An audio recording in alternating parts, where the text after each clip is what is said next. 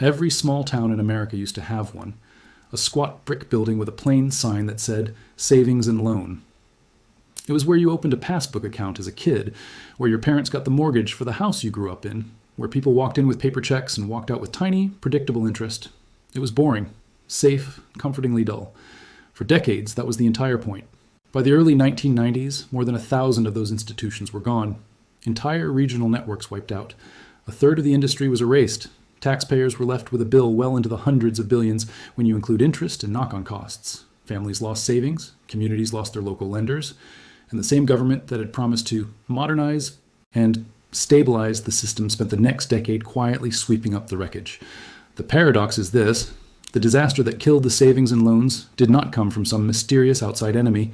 It came from a chain reaction of decisions made inside the system itself, under comforting slogans like deregulation, flexibility, and competition. Reforms that were supposed to save the system ended up knocking it over like a line of dominoes. This is Crash Cabinet Historian, where money, power, and history collide, and nothing is ever as simple as it looks. The story of the savings and loans isn't just an old scandal from the 1980s.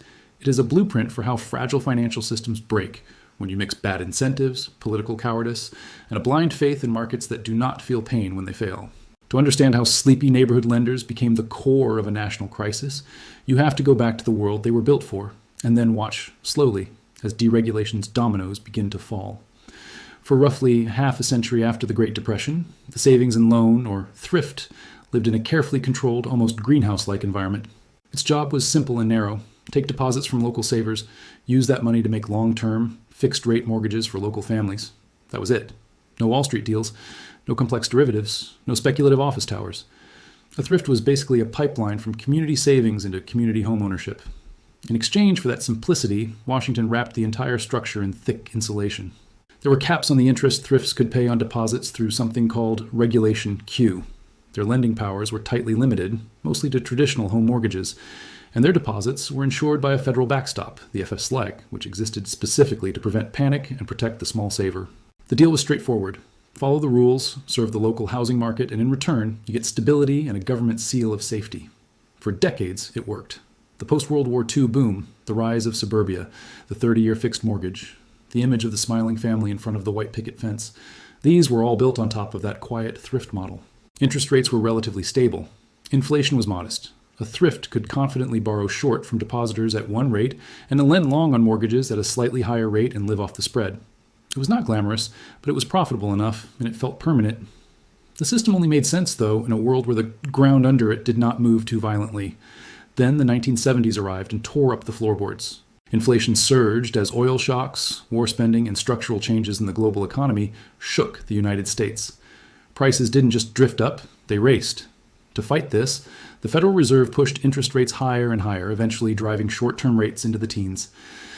Suddenly, the financial landscape that had been gently rolling hills turned into an earthquake zone.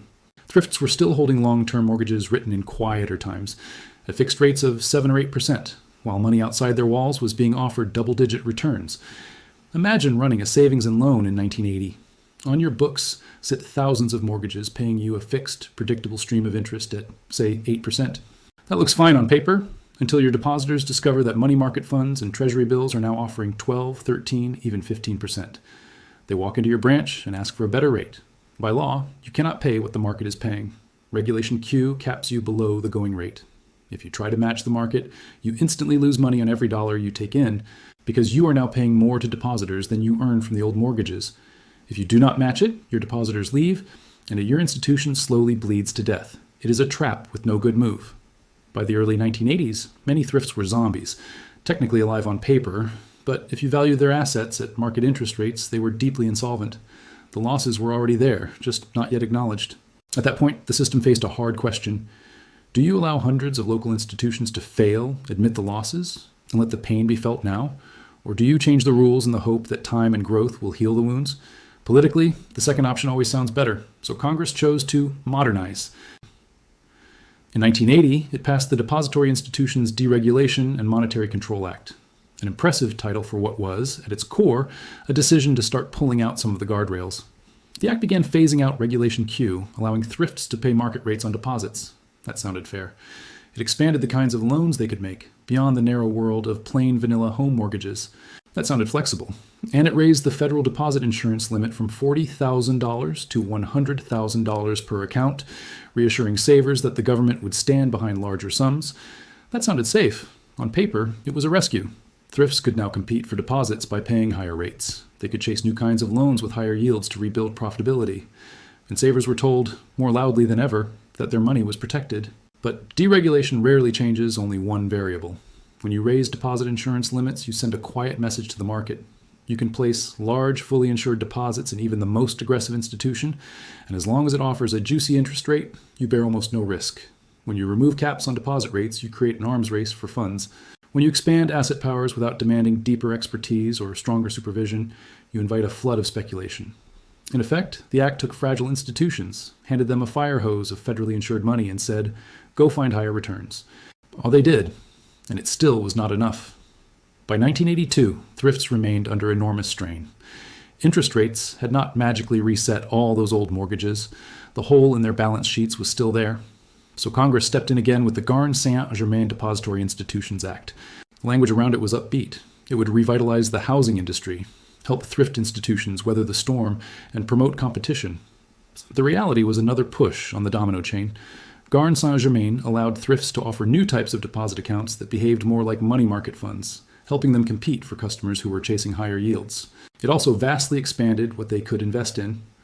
No longer mostly confined to home mortgages, thrifts could plunge into commercial real estate, development loans, even project finance far removed from the modest bungalows they once specialized in.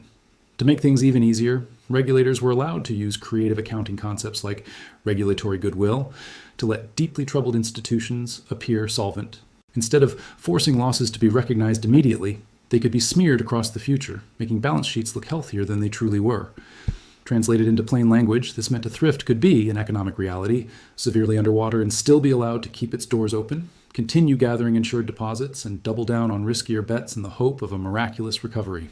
Regulators, under pressure from politicians who feared the visual shock of a cascade of failures, were encouraged to be lenient. If they shut a thrift down, the insurance fund had to pay out immediately. If they let it gamble, there was always a chance things would somehow work out. And if not, the real damage could be postponed. The incentive structure was brutally simple. Heads, the thrift survives and the crisis appears smaller. Tails, the taxpayer pays later.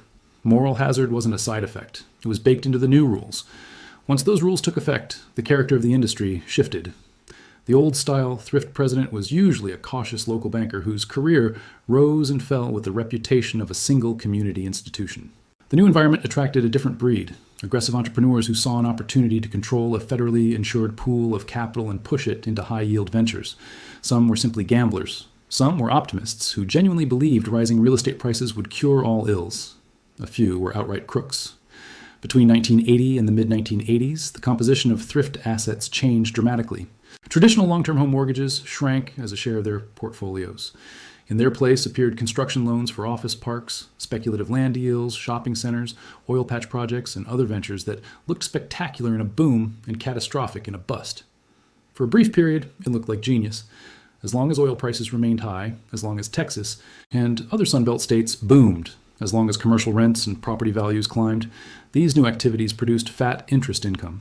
Thrifts could pay double-digit returns to depositors, attract more money, book impressive profits, and assure regulators that their problems were behind them. On the surface, the dominoes seemed to stop falling. Underneath, the stack was getting taller and more wobbly. When the boom turned, the illusion evaporated. Oil prices crashed in the mid-1980s. Regional economies in energy-heavy states slid into recession. The office towers, shopping centers, and development projects that had been financed with thrift money suddenly were not worth anything close to the values assumed on the books. Loans that had looked safe when rents were rising quickly became non-performing. The same leverage that amplified profits on the way up now magnified losses on the way down. Institutions that had sprinted into high-yield projects discovered they had been running toward a cliff. Risky strategies and bad luck would have been enough to cause serious damage, but the S&L crisis had another, more corrosive layer: fraud. When the rules say deposits are insured no matter what and oversight is weak, some managers treat the institution as a vehicle for personal enrichment. They can funnel insured money into deals that produce fat upfront fees and bonuses, knowing losses will be someone else's problem. In some cases, thrifts lent heavily to developers at inflated valuations, booked juicy profits in the short term, and deliberately ignored the long-term risk. Executives took lavish salaries, perks, and side arrangements, effectively looting their own institutions in slow motion. The most notorious example was Lincoln Savings and Loan under Charles Keating. Lincoln grew explosively, pushed into speculative investments, and courted powerful allies. When regulators tried to tighten supervision, Keating called on a group of senators to pressure them to back off. For a while, political cover worked. Lincoln stayed open, continued attracting deposits, and dug its hole deeper. When it finally collapsed, tens of thousands of ordinary investors, watching from the sidelines, discovered that the people closest to the controls had already taken their winnings off the table. Fraud was not the majority of the story, but it turned a structural crisis into a moral scandal, eroding public trust not just in thrifts, but in the people meant to oversee them. Behind all of this stood FSLIC, the insurance fund that was supposed to make depositors whole. It had been designed decades earlier for a world where a handful of thrifts might fail in a given year, not for a scenario where hundreds of institutions would go under. As failures mounted, FSLIC's reserves were drained. Every new closure required payouts that dug the hole deeper. To admit how underfunded the insurer had become would have been to admit that the comforting promise printed on account brochures that deposits were fully protected was only partially true. Again, regulators faced the same awful choice: move quickly, shut down insolvent thrifts, refill the insurance fund with public money, and accept the political cost now, or drag the process out and hope that growth or inflation would soften the blow. The choice to delay only made the final bill bigger. By the late 1980s, the crisis could no longer be disguised. Congress passed the Financial Institutions Reform, Recovery, and Enforcement Act, abolished FSLIC, and created the Resolution Trust Corporation to seize, manage, and liquidate failed thrifts. Over 1,000 institutions were taken over or resolved. Taxpayers absorbed a huge portion of the losses. The industry, as it had existed in the quiet 1950s and 1960s, was effectively gone. What remained was a cautionary tale, if anyone cared to read it closely. It is tempting to tell this story as a simple morality play. One bad law, one bad man, one era of stupidity. The reality is more uncomfortable. The S&L debacle is what happens when the structure of a system collides with a new environment, and the response is to change surface rules without rethinking the incentives beneath them. A fragile business model built for low, stable interest rates was hit with a once-in-a-generation rate shock. Instead of admitting that many institutions were insolvent and restructuring them, policymakers tried to deregulate their way out of reality. Caps on deposit rates were lifted. Insurance limits were raised. Asset powers were expanded. Accounting gimmicks were used to mask losses. Political pressure softened regulatory spines. Each step made sense in isolation. Taken together, they lined up the dominoes. Deregulation, in this context, did not mean a free market where everyone bore their own risk. It meant institutions could privatize profits from risky behavior while socializing losses when bets went bad. Managers could collect bonuses for short-term gains. Depositors could chase high interest rates with the comfort of federal insurance. Politicians could claim credit for revitalizing housing finance while pushing the true cost into the future. When the final domino fell, the people who had benefited most from the boom were rarely the ones writing the checks. Why does this matter now? Because the pattern did not end with the last failed thrift. You can see its echoes in later crises, especially 2008. Complex assets that few insiders fully understood. Institutions judged too big to fail. Moral hazard created by the assumption that authorities would intervene to protect creditors. And a long period of apparent prosperity built on hidden fragility. You see it whenever there is a push to relax rules with the promise that innovation and competition will solve structural problems, while any discussion of who pays in the worst-case scenario is brushed aside as negative thinking.